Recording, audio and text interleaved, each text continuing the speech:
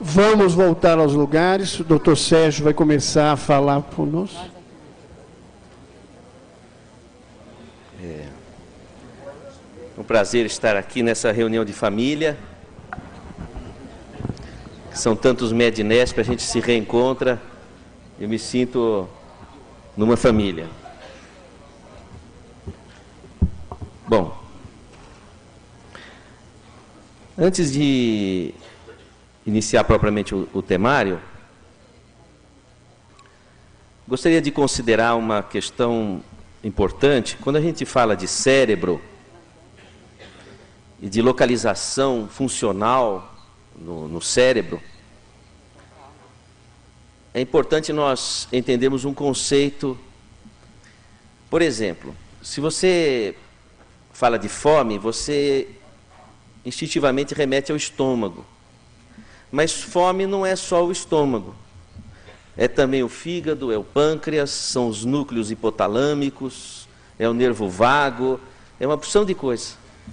Então, não dá para você localizar a zona da fome exatamente no organismo. É um complexo de estruturas que se encadeiam.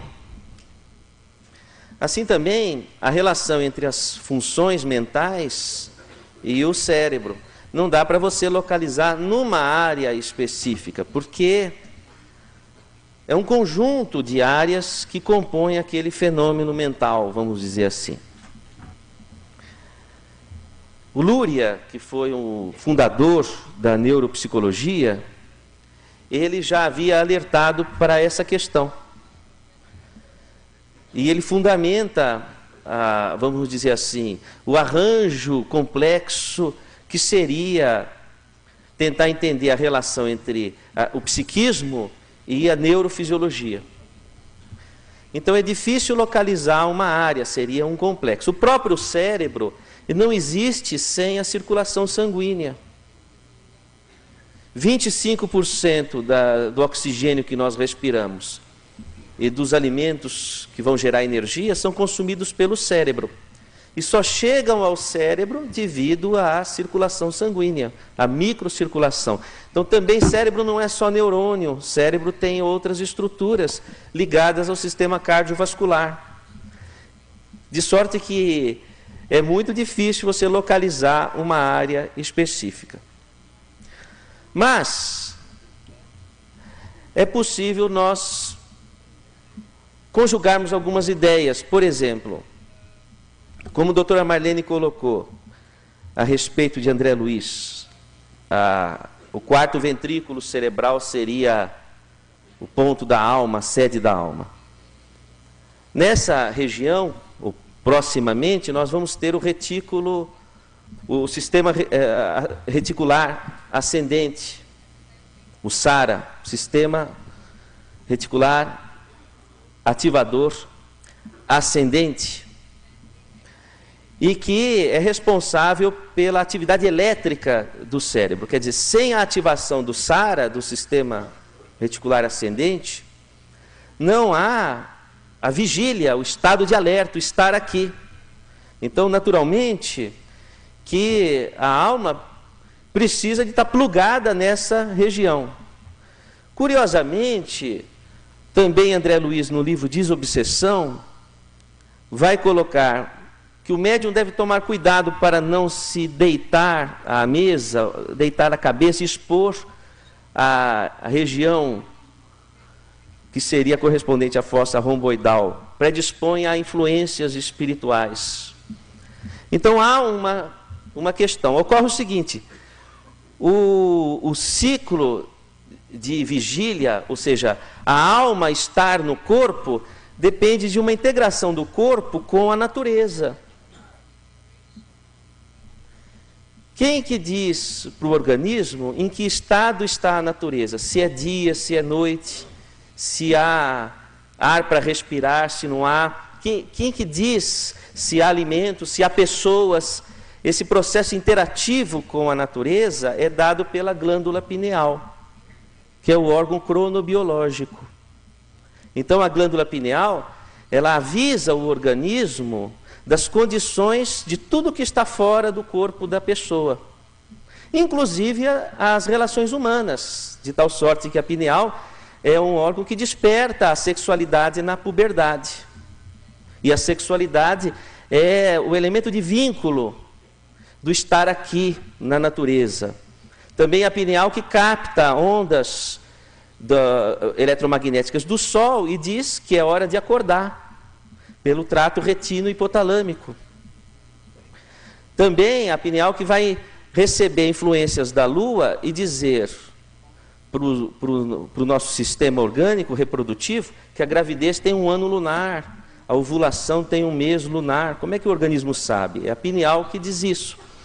Então, que a alma se instale no corpo e desperte a córtex, que é o estar vivo aqui, agora, mas esse corpo ele é dependente da natureza para poder funcionar. Então, nós poderíamos dizer, do ponto de vista anatômico, nós temos o quarto ventrículo, do ponto de vista estático, mas do ponto de vista funcional, a região epitalâmica. Então veja como é complexo o estudo destas questões.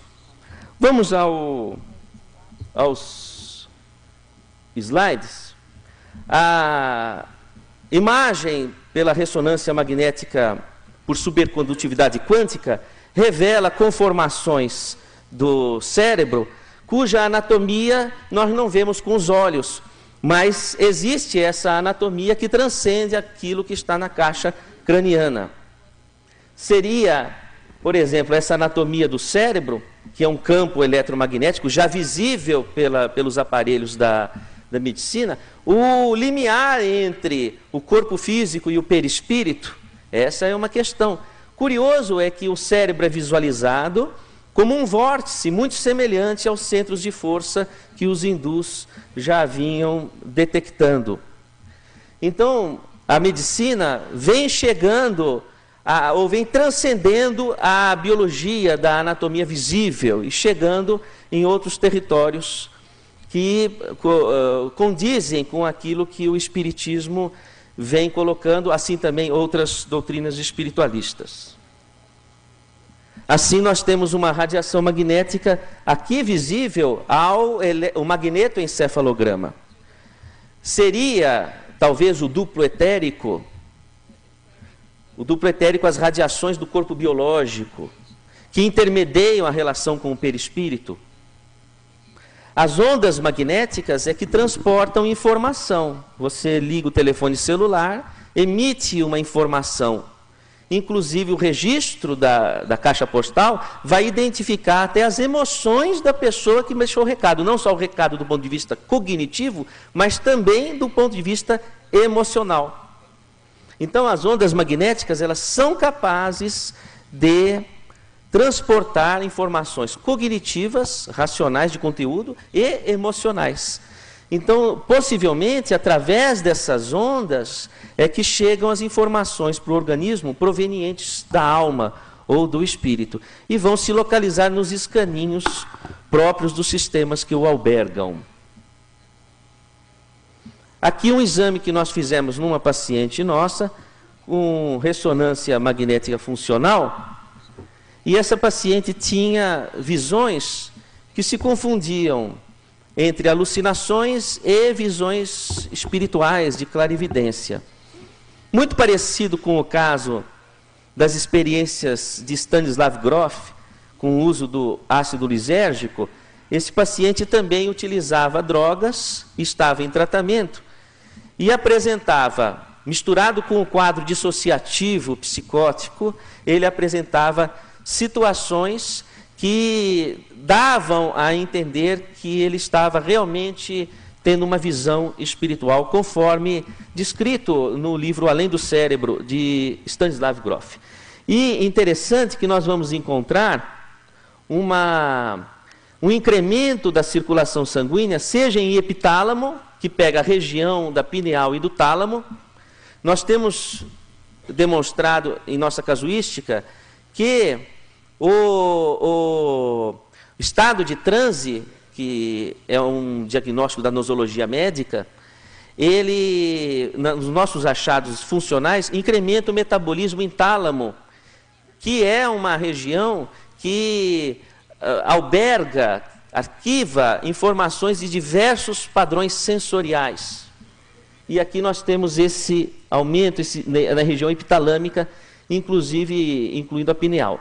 E aqui na região occipital, onde nós encontramos o fenômeno visual, de percepção visual. No entanto, há uma... Ih, apertei o que não devia também, estou que nem o professor. Agora eu não sei mexer nesse negócio aqui. Eu não sei mexer no que não sai sangue. Como é que faz agora?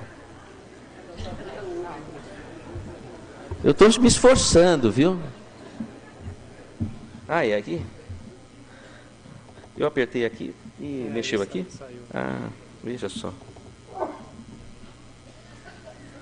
A Márcia que fez essas transparências bonitas, essas slides, e eu esqueci em casa, por isso que eu me atrasei para chegar na... Se ela não fosse bondosa, iria me matar se eu não trouxesse. Ah, isso vamos ver. Aqui. Bom, outra questão também. Esse exame, para mim, é uma questão paradigmática. Antes, imaginar e pensar era um mundo virtual, da realidade virtual.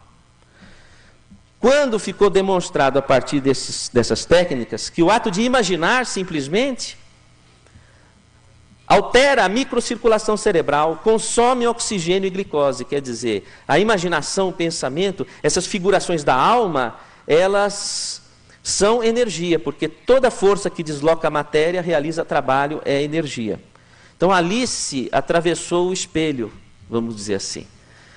É a prova de que esse componente que é o pensamento e a imaginação interage com a matéria, interage com o cérebro no caso aí. Interessante que o cérebro vem sendo entendido como um computador. Agora, não há um computador sequer no mundo, e não haverá por impossibilidades matemáticas, que produza o próprio programa. Há que haver um programador que nele instale um programa. Então, também no seu cérebro é um computador, mas o programa dele que traz o conteúdo de suas ideias e de suas emoções, nele é instalado, como já alertou Machado de Assis, grande escritor brasileiro, quando em Memórias Póstumas de Brás Cubas, sua obra no século XIX, vai dizer: a mente se debruça sobre o trapézio do cérebro. Procurando fazer uma digressão matemática para uma abordagem epistemológica ou metodológica, nós entenderíamos da seguinte forma: a matemática, quando se depara com a radiciação negativa, dentro dos números reais não encontra solução. Então, foi criado o quê? O número imaginário, i ao quadrado igual a -1, abrindo o território dos números complexos, de sorte que a raiz quadrada de -2, por exemplo, aqui está errado, é i raiz de 2. I raiz de 2. Resolveu. Apesar de ser um número imaginário, conseguiu-se mandar um foguete para a Lua, conseguiu-se construir computadores e etc. Então, na verdade, pertence à natureza um número imaginário. Eu faria a seguinte alusão: se o cérebro não é capaz de produzir o pensamento e nem as emoções, porque nenhum computador é capaz de produzir o próprio programa, os pensamentos e as emoções viriam de um metasistema. E nós, espíritas, estamos chamando esse metasistema de espírito, é a nossa hipótese de trabalho. Então, esta hipótese permeia a ciência como o i ao quadrado permeou a matemática. Estou sendo claro na questão? Aqui aconteceria então o quê? Há o corpo e o espírito que interagem, sendo que o corpo comanda o espírito. Então nós temos o plano espiritual, o plano biológico e o plano inconsciente, o nosso mundo íntimo. O espírito transita numa determinada frequência e amplitude por esses planos. A nossa consciência não está sempre e continuamente alerta, ela oscila. Ora você vai para o mundo espiritual, às vezes vai mesmo, dorme. Sente uma sonolência, você vê o olho da pessoa, foge. Oh, onde você está? Está no mundo da lua? Está lá no mundo espiritual. Ora, por qualquer motivo, alguma coisa que se falou te remete a uma lembrança. Nossa, me lembro de tal coisa, de tal fato. E você entra no seu mundo íntimo e sai da realidade. Então, a nossa consciência é uma função de onda, que tem amplitude e frequência. Quando aumenta muito a amplitude e diminui a frequência, o indivíduo tem maior contato com o inconsciente, com o mundo espiritual e pouco contato com a realidade aqui. A consciência precisa ter um movimento de amplitude e frequência que marquem um ponto de definição de imagem que dê para você deduzir a partir dos flashes que você observa algum conteúdo. Um idoso, por exemplo, que está com algum comprometimento cérebro orgânico, ele pode ter um aumento de amplitude e diminuição de frequência. Ele entra muito em contato com a espiritualidade, às vezes vê familiares, entra muito em contato com o seu mundo interno, ele lembra da infância, lembra uma série de condições que ele fica reverberando ou remoendo, mas ele esquece onde colocou as coisas, não lembra. Então ele vai confabular, ele inventa uma história para tentar amarrar o todo, porque não há ponto de definição de imagem suficiente para construir a realidade. Eu não sei se eu falei muito complicado ou deu para... Bom, isso é muito importante, por quê? Porque nós estamos continuamente captando coisas do mundo espiritual, informações do mundo espiritual, e informações do nosso mundo interno, e trazendo isso para o universo biológico, para o estar aqui. No entanto, nem todas as informações que nós trazemos do mundo interno, do mundo espiritual, elas transitam por zonas conscientes do cérebro. Provavelmente são albergadas na região diencefálica e manuseiam expressões do comportamento que fogem à nossa razão. Então o indivíduo tem aquela angústia que ele não explica porquê, aquela fobia de estar ali, aquela sensação estão. Então, sejam movimentos do inconsciente que pode transcender até a fecundação, chegar a vidas passadas, até percepções do ambiente. Sente o que o outro sente, sente o ambiente, e tem dificuldade de se encontrar a si em sua identidade. E o indivíduo fica, nesse contexto, atemorizado, gasta muita energia para se encontrar a si, e é difícil tocar a realidade. Fui claro na questão? Então, o fenômeno mediúnico, de captação do mundo espiritual, ele não é somente um fenômeno paranormal, como nas manifestações psicográficas, psicofônicas. Ele é, sobretudo, uma vivência do cotidiano. E dessa vivência, as manifestações são intensas, traduzidos por questões inconscientes que nós vivemos e não explicamos.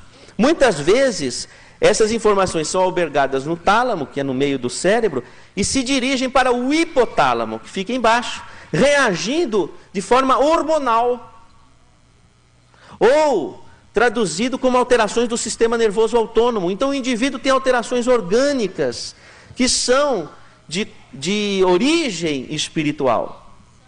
Fui claro na questão?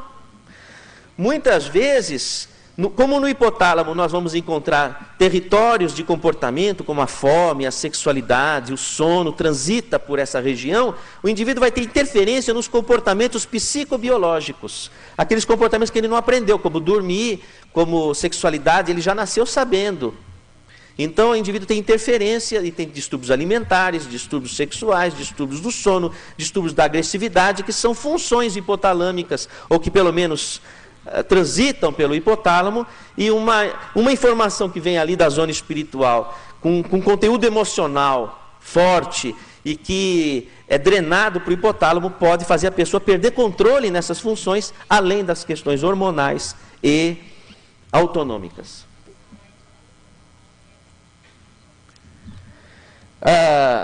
Esse trânsito de alteração de consciência, estar além ou estar aquém, é demonstrado principalmente nos casos de psiquiatria, como esse paciente que estava deprimido, e a depressão promove uma fuga da realidade, e de uma forma muito intensa, ele desejava fugir da realidade e dizia que ouvia vozes dizendo: então se mate, suba ao teto do prédio e pule de lá. E ele disse para mim o seguinte: ó, doutor, eu vou desenhar para o senhor o que acontecia. Quando eu subi lá no topo, eu me vi fora do corpo, e ele se desenha ali fora do corpo. E tive visões estranhas, psicodélicas, como se o indivíduo usa êxtase, por exemplo, e vê a cor do som, tem impressões estranhas que fazem parte dos ruídos da dimensão fractal. A dimensão fractal é quando o indivíduo nem está no mundo espiritual, na quarta dimensão, nem está aqui. Ele está na dimensão 3,5, 3,2. No trânsito, não é? Uma estrada cheia de nevoeiros com impressões as mais diversas. E então, baseado nessa hipótese, nós começamos a trabalhar o quê? Demos uma medicação. Ele tomou lítio e carbamazepina. Para quê? Para puxar, dar mais força para o elemento orgânico, para ele se centrar. Estou sendo claro na questão? Não é? Então, uma molécula para puxar ele para o elemento orgânico.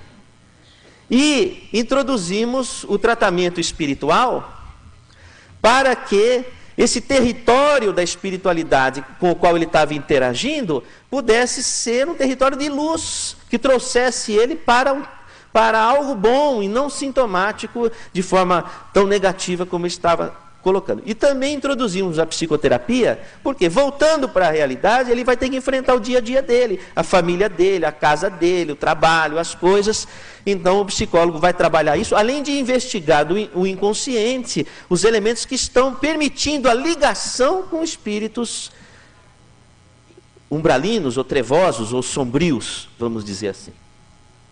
Iniciamos o tratamento. Ele vai dizer: doutor, eu me senti assim na hora da prece, do passe, como se tivesse entregue. Olha ele desenhadinho aqui, ó, tá vendo? Com o umbigo de fora. Desnudado, ele se sentiu desnudado, entregue. E ele percebeu que uma luz chegava até ele e saía da energia dele espíritos, aqueles que diziam para que ele subisse ao prédio e se suicidasse. Avaliando pacientes meus suicidas, que chegaram ao suicídio de fato e foram salvos pela UTI, eles relatam mesmo: doutor, eu comecei a ver tudo escuro, como se estivesse pintado de preto, e sombras, e aí comecei a ver vozes de comando para dizer o que eu tinha que fazer, e eram vozes irresistíveis. Aí na sucessão do tratamento, ele diz: saí como se fosse de uma pancada, que não sei onde estou, quem sou eu. A expectativa do encontro de si. E finalmente, o encontro de si e uma reflexão no retalho do que se passou, o que aconteceu comigo. Que é uma questão que se pergunta: o que houve comigo? Por que eu vivi isso? Por que eu perdi a minha crítica, a minha consciência? A medicina precisa trazer respostas. Eu procurei estudar a glândula pineal, motivado sobretudo pela obra do Chico Xavier, no livro Missionários da Luz, no capítulo sobre epífise. Vocês devem ter lido, que fala que é a glândula da mediunidade. Esse tema eu vou estudar com vocês mais profundamente na última conferência. Mas eu procurei analisar anatomicamente que estruturas que haveria na pineal e que pudesse justificar essa interação. E de fato há. A glândula pineal, ela é conhecida. Cada uma pessoa tem uma glândula pineal diferente da outra. Como será a sua, né? Infelizmente esse exame, o seu plano de saúde não cobre.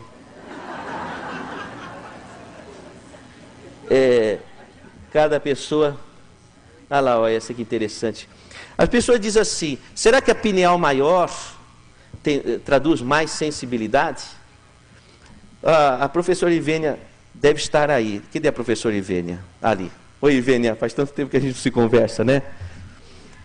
A professora Ivênia, por exemplo, tem um aluno dela que fez a avaliação de pineal de cachorro. E eu fiquei espantado, porque o cachorro é um animal sensitivo. Não é a mediunidade no seu corpo de expressão, como pode ser na espécie humana, mas é o prenúncio. O Rupert Sheldrake fez estudos fabulosos sobre o cachorro. E eu falei, mas Irvênia, uma pineal tão pequenininha para um cachorro, deveria ser enorme. Concorda você? E é quase difícil de identificar, não é, Irvênia? Muito bem. Aí eu pensei, qual é que é a questão da relação morfofuncional que a Irvênia coloca tanto, que é anatomista? Como é que toda forma de um órgão tem a ver com a função? Deus é econômico, Ele não vai gastar material à toa. Então, eu entendo da seguinte forma, vê se você acha isso também. Na verdade, a pineal seria o ponto, o centro de massa, o vetor resultante da interação entre o espírito e o corpo, a mente e o corpo. Assim como você pega um objeto, uma bola de basquete, você não consegue, uma pessoa treinada, ela segura num dedo, não é assim? Aquela bola, ele segura no centro de massa, não é? Para onde convergem as linhas de tensão de força. Assim você enche uma bexiga, um balão, e você amarra num ponto. Para aquele ponto, dirige as tensões de força do ar que você estocou ali. Não é assim? Então, a pineal seria o ponto de convergência das linhas de tensão de força da relação entre o espírito e o corpo. Mais detalhadamente, eu vou explicar. Quem sou eu para explicar? Eu vou elocubrar na próxima palestra, a última. Mas, então, a pineal ela seria o nó que amarra o sopro divino, falando de forma metafórica. Aliás, espírito quer dizer sopro, daí em inglês, spray, não é? Então é como se fosse a amarra da bexiga ali, para onde tende as forças de tensão. Aí outra pineal, outra. Bom, se é o ponto de expressão da alma e de comando sobre o corpo, quer dizer, a alma se projetaria sobre o sistema reticular, acorda a pessoa, mas a pineal coloca a pessoa no mundo, conecta a pessoa com a natureza. A nossa cabeça é um asteroide. Por quê? Porque nós não vivemos sem interação com o Sol. Para dizer se é dia, se é noite, para o nosso organismo poder construir o jogo de hormônios. Porque precisa haver um ritmo. É que nem uma fábrica. Se não houver coordenação, não há produção. A Toyota precisa de ter uma coordenação. Então, essa coordenação, ela precisa estar ligada ao mercado, ao universo, vamos dizer. A nossa cabeça conecta com o Sol, conecta com a Lua, e outras conexões são chamadas Zeitbergers, e que nós desconhecemos e que estão sendo pesquisados. Então, a pineal faz esse contato efetivo com o mundo. Na tomografia, aparece muitas vezes como um ponto branco devido aos cristais, que eu já falei em várias conferências. Esses cristais me chamaram a atenção, sobretudo quando eu cortei uma pineal ao meio e pus um microscópio eletrônico. E percebi que eles eram formações muito regulares, muito belas, para serem uma calcificação que levasse a glândula a uma disfunção. Então eu pensei o seguinte, a glândula pineal, ela não se calcifica do ponto de vista de calcinátion, de perda de função. Ela forma cristais de apatita ou produtos cálcicos de forma ordenada, como os dentes. Você não vai dizer que a sua boca ficou calcificada porque nasceram os dentes. Eles têm uma função. Então a pineal também tem, os cristais da pineal também teriam uma função. Então aqui você vê incrustado na pineal essas estruturas. Curioso é que envolto por lamelas de tecido conjuntivo, dá para você ver que há camadas de tecido aqui em volta? Essas lamelas prenunciam as lamelas do cristal, do acérvole. Então há um campo morfogenético previsto na glândula que organiza essa formação, como o alvéolo dentário, é como o dente. Só que não é para mastigar, óbvio. Nós vamos entender de outra forma. Aí, tirando a capa conjuntiva, são estruturas que parecem amoras e estão alojadas em alvéolos. O curioso é que essas estruturas, elas parecem exatamente o cérebro, as circunvoluções cerebrais. Isso eu vou estudar com vocês na outra conferência. Parece que deve haver um fenômeno de efeito piezoelétrico sobre a formação desses cristais, da mesma forma como há nos ossos, que são também constituídos de apatita. E daí esses cristais, por vasos comunicantes do líquido céfalo-raquidiano, receberiam um determinado tipo de empuxo e teriam uma conformação, uma forma muito semelhante ao do cérebro. Não sei se eu falei complicado, mas depois eu explico melhor. Que a ciência precisa ser explicada, senão a gente vira um iniciático, né? Aqui, fratura de um cristal. Oh, meu Deus do céu, como é que é isso? A fratura de um cristal revela as lamelas internas. Na natureza, toda estrutura que responde aos comandos cronológicos do Sol é formado por lamelas. Por exemplo, o tronco de uma árvore, as escamas de um peixe, o coqueiro, tudo que responde ao calendário solar. Aqui, uma pessoa jovem, aliás, o corpo, porque eu tirei depois que a pessoa morreu, desencarnou naturalmente. Aí que eu fiz Aqui uma pessoa, quer dizer, um corpo de uma pessoa de mais de 80 anos. As lamelas ficam finas e se acavalam. E a estrutura do cristal é perdida. Então, esses cristais, eles são diamagnéticos, eles repelem o campo magnético. Aí eu já volto a falar sobre isso. Olha, o que é interessante é que sobre esses cristais há circulação sanguínea, quer dizer, eles são metabolicamente ativos. Tá? São estruturas vivas, a microcirculação nos cristais. Bom, então eu receberia a onda magnética que bate num cristal, que o repele para outro cristal, que o repele para outro e fica como uma mesa de bilhar, sequestra o campo magnético. Ficou claro essa ideia? Então, é como o telefone celular, que capta a vibração e guarda na caixa postal. A pineal é uma caixa de ressonância. A pineal é uma caixa de ressonância. Ela arquiva. Então, por exemplo, quando a pessoa recebe a comunicação de uma entidade, de um espírito, ou encarnado ou desencarnado, ou seja, ou telepaticamente ou mediunicamente, essa informação vem pela onda magnética. Como no rádio, o radialista não está dentro do radinho, ele está fora e irradia por onda, e nós captamos por onda. Ficou claro a ideia? O único momento em que há incorporação efetivamente é na gravidez. Aí o espírito entra dentro do corpo. Não precisa se assustar se você estiver grávida, não é nada sobrenatural, mas é o ser reencarnante está dentro do seu corpo. Eu costumo sempre dizer que a transa é um transe.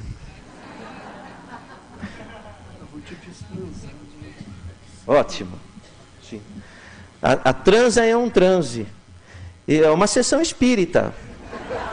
Incorpora o espírito e materializa. Eu não quero tirar o seu barato, mas eu tenho que falar o que é a realidade.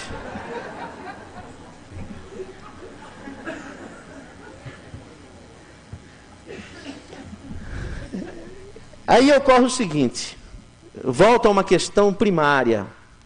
A pessoa é a que está em cima ou que está embaixo? Que eu pergunto para vocês, o que vocês falam? Quem acha que está embaixo, acha que a pessoa é o corpo. Quem acha que está em cima, acha que a pessoa é o espírito. Certo? O Estado acha que é o espírito. Porque quando nascem gêmeos univitelínicos, que são clones perfeitos, idênticos, o Estado delega a cada um um SIC e um RG diferente. Se o corpo é idêntico, o que é diferente é a alma, é o espírito. Então, para as leis, no mundo inteiro, a pessoa é o espírito e não o corpo.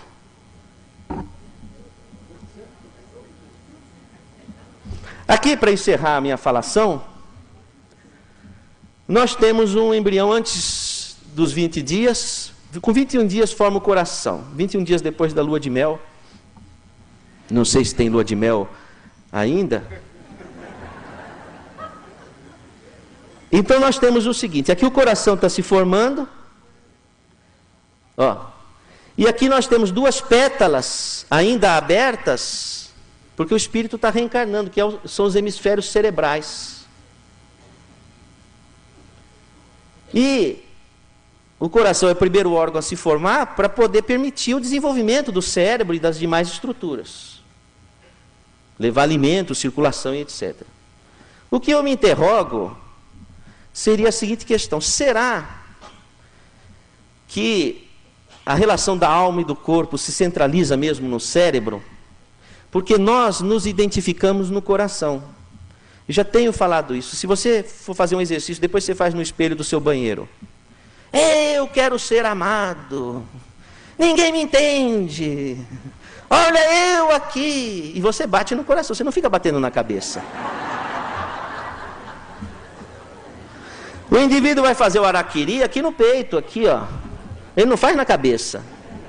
Porque a pessoa ela não se reconhece na cabeça. Então eu tenho a impressão que a sede íntima da alma, que irradia sua energia vital para sustentar o corpo, vem do coração, que é o primeiro órgão a se formar. Mas a conexão da alma com tudo que a cerca é feita pelo cérebro e suas estruturas. E talvez tenhamos que estudar essa gangorra cérebro-coração para entender as questões da relação entre a mente e o cérebro. E acabei.